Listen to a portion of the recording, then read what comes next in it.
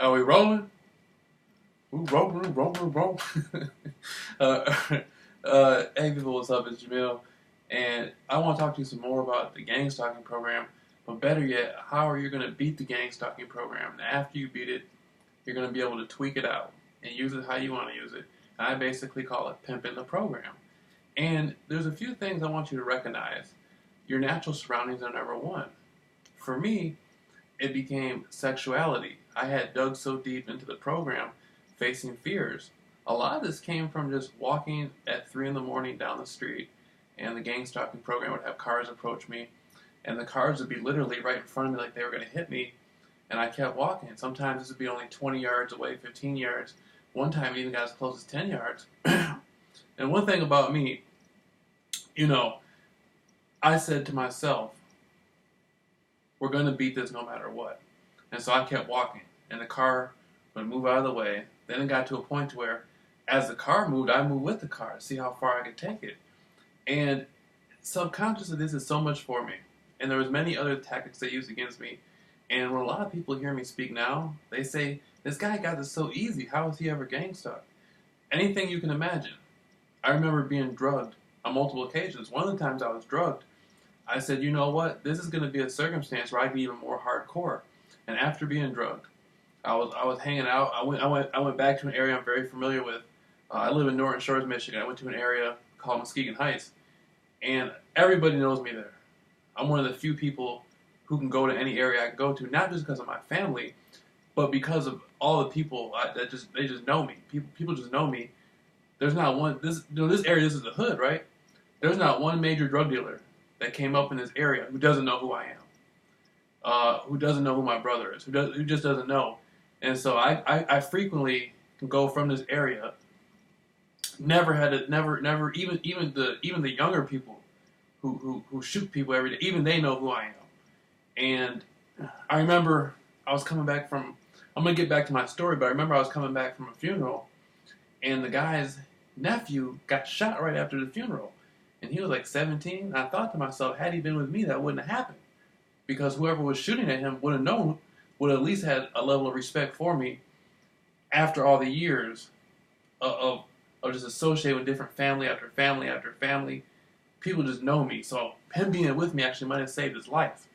And so when I talk about gang stalking having fame, it goes beyond just the gang stalking. This is a spiritual, metaphysical thing we roll with. We got a level of protection out there that's unmatchable. Now let me go back to my story. Okay, I'm hanging out at Burger King and I get drugged. And I take off, I go walking. Now I'm downtown, right? And right after I get drugged, I end up back what you would call uptown. The Heights, and I'm hanging out over somebody's house where they're selling dope out of the house. It's a trap spot, basically a crack house. And the gang stalking program was pissed off because I'm out there passing out flyers, telling people my story. I'm out there hollering at the females. I'm out there doing everything I can. And the gang stalking program said, wait a minute, we drugged him? And he's even more hardcore now, passing out flyers on the jump rope while he's drugged? And when you get drugged like that, whatever drug it was, it makes you lightheaded. And I'm still hitting the jump rope. I don't even care if I pass out. That's the level of hardcoreness I came through the gang stalking program with. So when you see me talking about, sexy, big booty fucking white girls and stuff like that, I'm all about that. But I had to go through trial and tribulation that 98% of the men on this planet most likely will not go through. And so I just want to let that be known right there.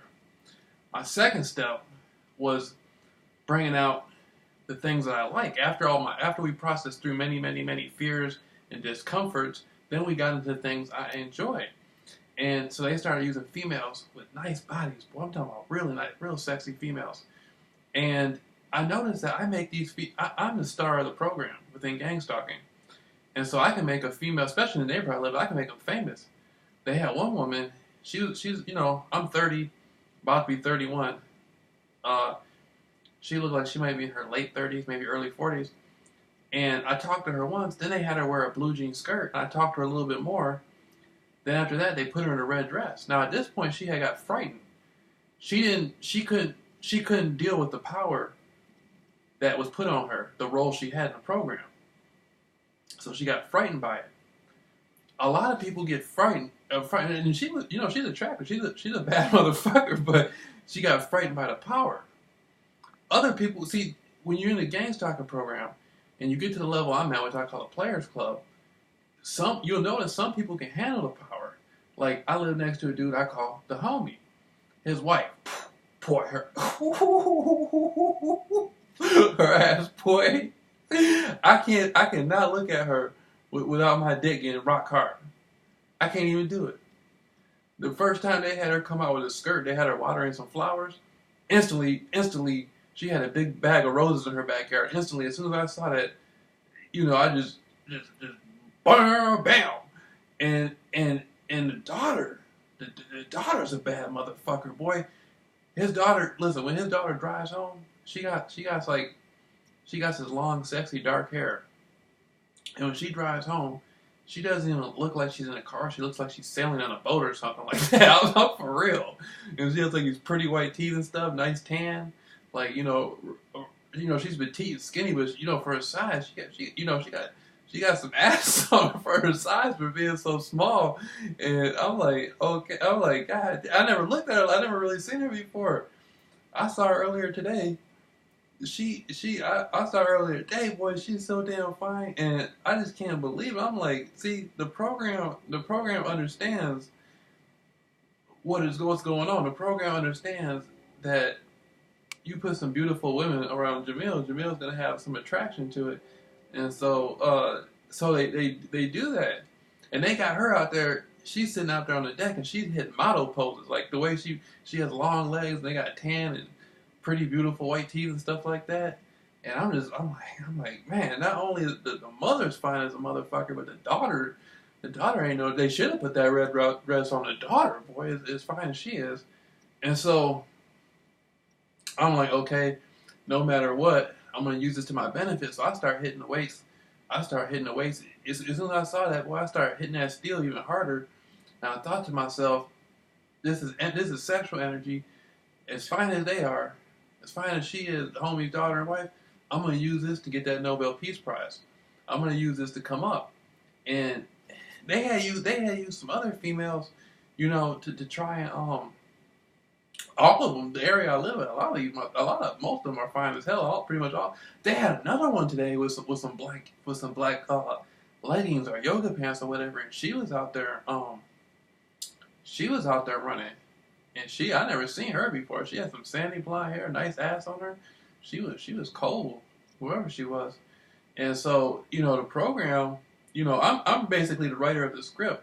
Like, I can just interact with people, and as soon as I look at them a certain way, the program will pick it up and get them a starring role. Some of them can't handle it, some of them can handle it. And so that's the level, we're talking about the players club within the program. That's the level of game that we're at. Is we're taking this to international success. Now, I have people writing me all the time and telling me how bad gang stalking is, and I know because I've been there. I had to grind, and I don't have a car. I had to walk 20, 30 miles sometimes with people following me 24/7, with people doing, everything. So when people sit up there and talk about they're being gang stalked, I wasn't inside the house. I was hiding inside the house for 1 month because I thought it was one more attempt on my life. I've told people I went through a situation where I was a veteran conspiracy researcher for many years. I have brought out a lot of information from the 60s and 70s about things that the secret societies in the world did not want out to the public. Now, the average person listening wouldn't know what the hell I was talking about, but the people who run the world know what I'm talking about because they're the ones behind it. And one of these secret societies had put the president in the White House more than once. Others of them run the motion picture industry and many other things. And so the level that I came from a near death. I was set up to be killed in Hollywood, California. So I'm coming from the death penalty to probation. Gang stalking is just probation. You know what I'm saying? We beat the death penalty. We landed on probation. And so, we're not hiding inside the house. We hid in the house for that month when we thought the death penalty was coming, but we're not.